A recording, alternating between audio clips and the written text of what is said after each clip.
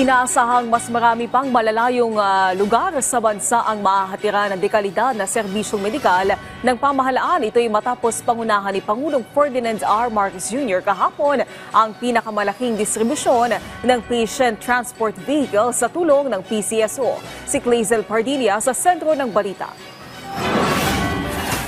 Sa ika-70 anibersaryo ng Philippine Charity Sweepstakes Office, 70 patient transport vehicle ang ipinamahagi ng PCSO. Mismong si Pangulong Ferdinand R. Marcos Jr. ang nanguna sa malawakang distribusyon sa mga lokal na pamahalaan ng Cebu, Samar, Bohol, Pangasinan at Negros Occidental.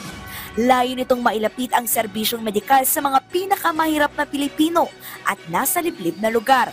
Kompleto sa gamit ang ambulansya na naglalaman ng oxygen, blood pressure apparatus, wheelchair, stretcher at iba pang medical equipment.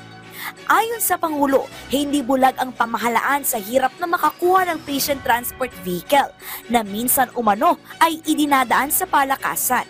Kaya ang direktiba ng Presidente, ibigay ang PTV sa pinaka-nangangailangan.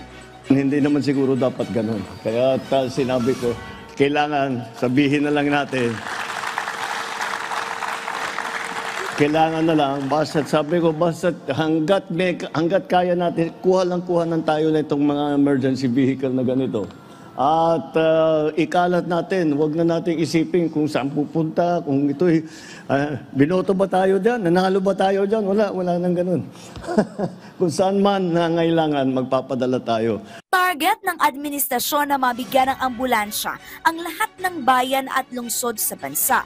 Sa ngayon ay nakumpleto na ng PCSO ang pamamahagi ng emergency vehicle sa lahat ng local government sa Cebu at Bohol. Kaya pakiusap naman ng punong ehekutibo. Ako'y natutuwa na ating nagagawa ito at ipatuloy natin gagawa. Ang hihilingin ko lang sa ating mga chief executives, sa ating mga LGU heads, alagaan ninyo, patagalin ninyo. Sa ilalim ng Medical Transport Vehicle Donation Program, 564 na ng mga LGU, ospital at ahensya ng pamahalaan ang nabenepisyohan ng libreng ambulansya. Hinihikayat ng PCSO na suportahan ang kanilang mga palaro gaya ng loto at small town lotteries. Ang nalilikom kasing pondo ay ginagamit sa charity at health programs ng bansa. Clazel Pardilla para sa Pambansang TV sa Bagong Pilipinas.